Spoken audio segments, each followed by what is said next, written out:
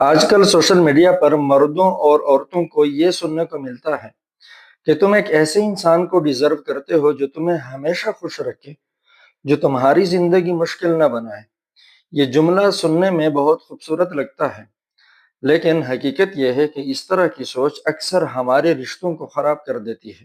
اگر تمہارا مقصد ہر وقت کی مستقل اور نہ بدلنے والی خوشی ہے، تو آپ نے اپنی زندگی ایک ایسے کمزور بنیاد پر کھڑی کر دی ہے جو تمہاری موڈ کی طرح غیر مستحکم ہے۔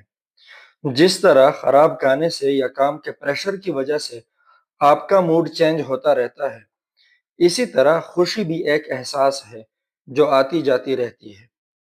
سوشل سائیکالوجسٹ ایلی فنکل کے مطابق آج کل کے دور میں کپلز کے توقعات شادی سے پہلے سے کہیں زیادہ بڑھ گئی ہیں۔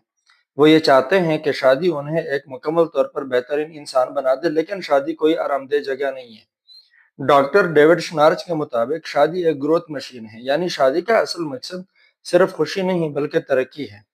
آسان الفاظ میں اسے آپ ایسے سمجھے جیسے آپ جم جاتے ہیں اپنی باڈی کو مضبوط بنانے کے لیے، اور وہاں پر آپ تب تک مضبوط نہیں بنتے جب آپ وزن نہیں اٹھاتے۔ اس وزن اٹھانے سے آپ کے جسم پر پریشر پڑتا ہے، آپ کے جسم میں چھوٹے چھوٹے ریشے ٹوٹتے ہیں، آپ کو تکلیف ہوتی ہے، اور یہی تکلیف بعد میں آپ کو مضبوط بناتی ہے۔ ایک بات جو شاید تمہارے ذہنی سکون کے لیے بہت عام ہے، اور وہ یہ ہے کہ تم ہمیشہ غلط انسان سے ہی شادی کرو گے۔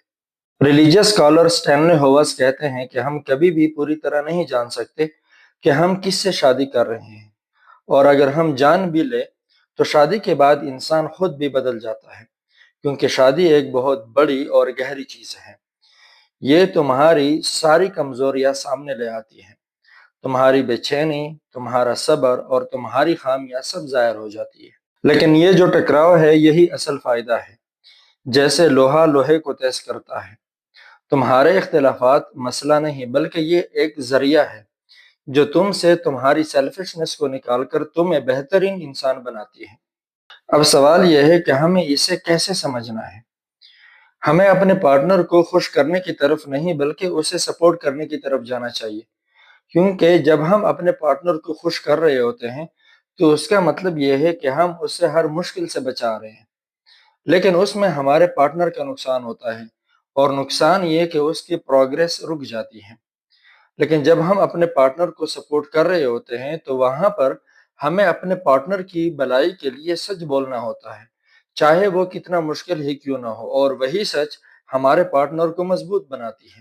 اس میں ایک اور اہم چیز ہے جسے ڈفرینشیشن کہتے ہیں، اور اس کا مطلب یہ ہے کہ آپ اپنی اصل شخصیت اپنے پارٹنر کے سامنے لاؤ، چاہے وہ مکمل نہ بھی ہو، اور اپنے پارٹنر کو بھی یہ آزادی دو کہ وہ اپنی اصل روپ میں آپ کے سامنے رہے، بغیر اس کوشش کے کہ آپ اپنی سہولت کے مطابق اسے بدل دیں۔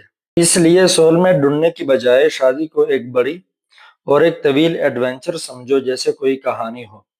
اس میں مشکل وقت بھی آئیں گے، لڑائیاں بھی ہوگی، لیکن 60 سال بعد تمہارے پاس صرف خوشگوار لمحوں کا مجموعہ نہیں ہوگا، بلکہ ایک مضبوط آزمائش شدہ دوستی اور ایک ایسا تم ہوگا جو تم اکیلے کبھی نہیں بن سکتے تھے۔